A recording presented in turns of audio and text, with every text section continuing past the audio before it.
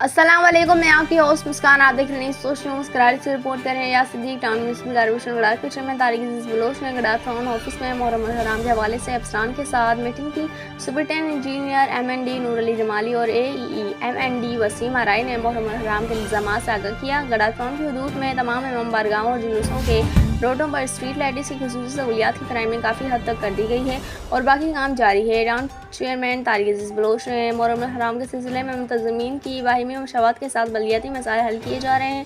محرم الحرام میں عزاداروں کو گڈار ٹاؤن انتظامیہ کی جانب سے بلدیاتی بنیادی سہولیات کی فراہمی کے لیے حکمت عملی مرتب کر لی گئی ہے اور جلوسوں کے روٹوں پر تجاوزات رکاوٹوں کے خاتمے کے اقدامات جاری ہیں. ہماری کوشش یہ ہے کہ محرم الحرام کے دوران عزاداروں حسین کو کسی قسم کی پریشانی کا سامنا نہ کرنا پڑے. وائس چیئرمین جامع محمد جوکیو نے اپنے پیغام میں کہا کہ محرم الحرام کو بڑے عقیدت و احترام سے منایا جاتا ہے.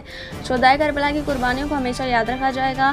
اسلامی سال کا آغاز بھی محرم الحرام کے مقدس مہینے سے ہوتا ہے. اس موقع پر town municipal commissioner Ahmed Yar, پارلیمان شوری leader council Mir Abbas Talpur, officer مالیات Iftikhar Ahmed Dayo, director HRM Haji Sharif Sheikh, in charge anti encroachment cell Sohail Yar Khan, superintendent engineer Farman Ali Lashari, director sanitation Ashraf Baloch, director information Rizwan Sabit, deputy director information Muhammad Sharjeel Khan, assistant accountants officer Muhammad Ziad Tariq, PS chairman لال جان نبی اور دیگر بھی موجود تھے.